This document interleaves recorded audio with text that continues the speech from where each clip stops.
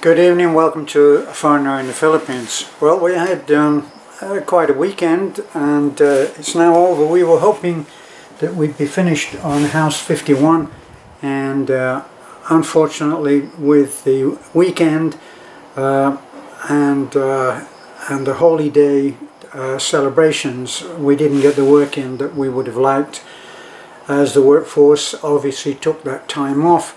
But we did do well today.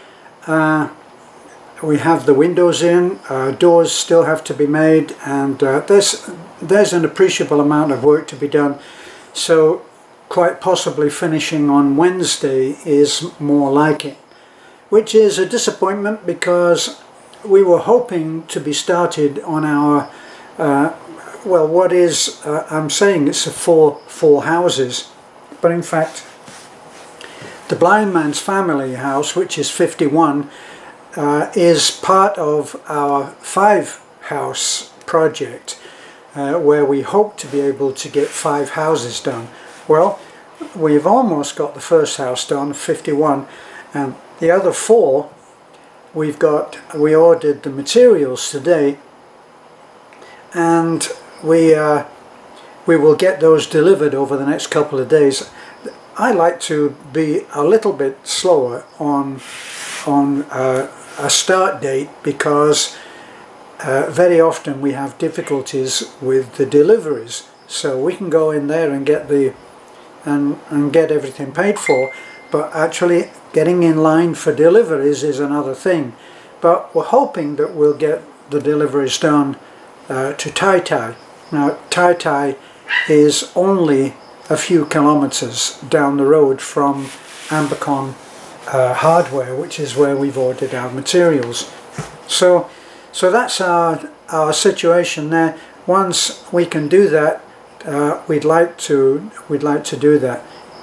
The Superman team are looking forward to starting back at Tai Tai because it's quite what shall we say, it's quite an alive community. There's lots going on, lots of people there, lots of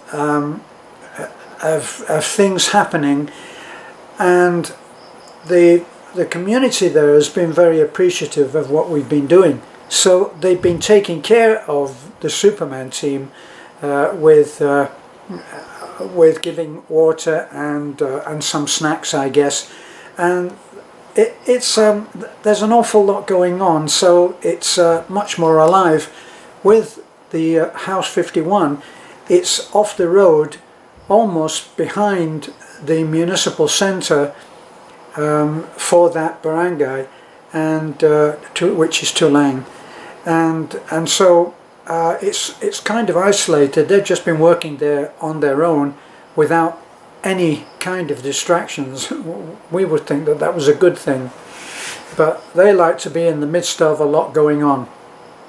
And when we were in Tai Tai recently doing the 3-house project, there were lots of people who wanted to help, including kids. Now this is the thing about the Philippines, is that workers don't, they're not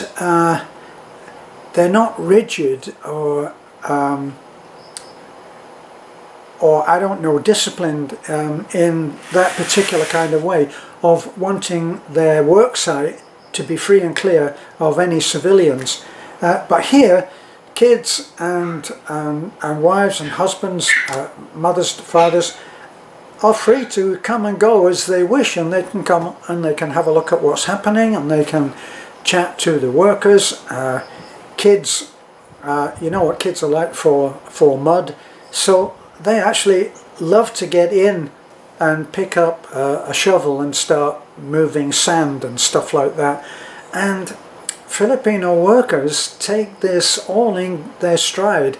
It's not like they're just not saying anything. It really doesn't bother them. It's part of their culture.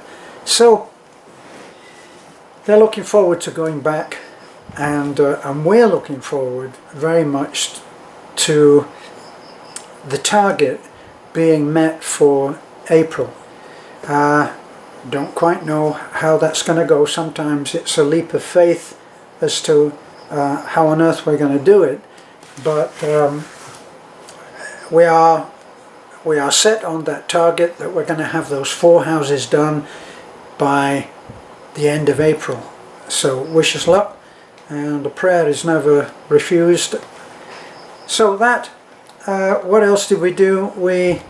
By the way, we always video, we try to video the buying of the materials, because there are people who think that houses can be built for so much less. Maybe you can, those people can do it, but we haven't been able to do it. And we were almost complete on the material list at something like 94,000 pesos. Okay, so that's 94,000. Is that 100?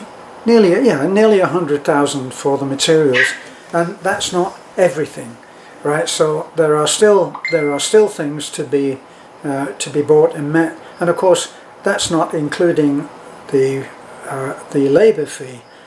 And our way of doing it is that we actually pay over the rate, and we ask that the workers work very hard, and they have done incredibly well on all of the projects that we have. There are changes in the Superman team.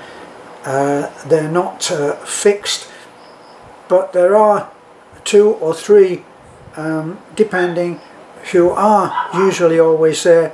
Rado, Julio, who live within a stone's throw of where we live. You can see their house from ours. So they're always there. They're always standby. Julio's wife works with Nanay, and so that's a pretty tight, close family style unit. So when people come in from outside, they're usually known friends. They're usually known, whether friends or just colleagues, they're known about. So they come in not cold, and they usually fit straight in with the way that we want them to work, and we get good results. 51, if you've been following the videos, house 51, it's probably going to be around the 7 or 8 days work, which is pretty incredible.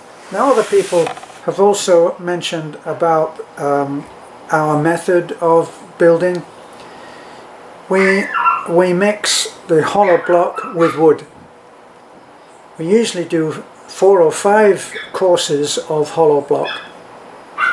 We use 4x4, or on average 4x4. Remember that it's cut by chainsaw on a string line, on pencil and a string line, and that's as near to 4x4 as you can get, and pretty close. And those are our corner support pillars, and that's what we use. Now, is that as permanent as doing the concrete pillars with the rebar inside? No, of course it's not. But it's what we can afford to do and still make it reasonable. I always go in now, and the Superman team call them my old man jokes. I always say, don't forget, we've got to keep a place for the swimming pool, which is over there, and any suggestions on where we can put the bowling alley, and they laugh out of politeness. So we're doing modest houses. This particular one of 51 is an attempt to upgrade the way that the house both looks and how good it's been made. Now, we've still kept to the same technique, five courses of hollow block, on top of which we put a wood framework which goes up to the roof level, and then that's a Macon cladding. A Macon cladding comes in like 8x4 sheets, and it actually breathes very well without letting rain in, and so it is an amazing thing. It's made locally, which touches on another thing about the way that we work. We try to include local people. Our labour is local, obviously, and we work within the local community. Now, the local community is several barangays, it's not just one. So we work within the Taliban Etafi area, and we built a lot of houses there. So that's where we are right now, and we're looking forward to getting started on the new houses, which is going to be fun. And we're going to use the same design. We're trying to come up with a design that will work for everyone. Now, obviously, in the case of the three houses, in the case of the three house project which we did in Tai Tai, the houses are not all the same size, and this particular design, which has received unanimous approval from all of our subs who have written in. Everybody likes the look, they like the roof. It's simpler to make, it's cheaper because it's less timber, so it's a win-win situation, and everybody likes it, and it can be made slightly bigger, or certainly I doubt that we will ever make it smaller, but we can make it bigger without changing the basic design. And the floor plan, which somebody asked for, it's very, very simple. If you think of the floor plan as a square, and you cut the square down the middle, and then on the left hand side of that dividing line, you cut that 50% down the middle again. Those two squares are the bedroom. The other, the long rectangle, is a living room area, plus that goes into the open plan kitchen. So it's a very simple floor plan. There's no hallways in there. As yet, our funding has never allowed us to be able to put bathrooms in. We always put an open fire style kitchen, but we haven't been able, and they continue to use the CR or the toilet, the bathroom facilities that they've been using before we arrived. So that's our weekend. Thanks for looking in. It's a little update. Had my usual pleasure time away, meeting with my friend Michael, who is a Mancunian, the same as I am, from the UK, and we speak a mutual language, and know all of the slang and the old jokes. Okay, so we had a good time. And then back to pick everybody up from church, and also fitting in there this week we've had our group meeting of all of our students that we're supporting for their education, and we're now up to 30 students that we give an allowance to, and we're very proud of those guys. Those kids are awesome. So thanks for looking in, and bye for now.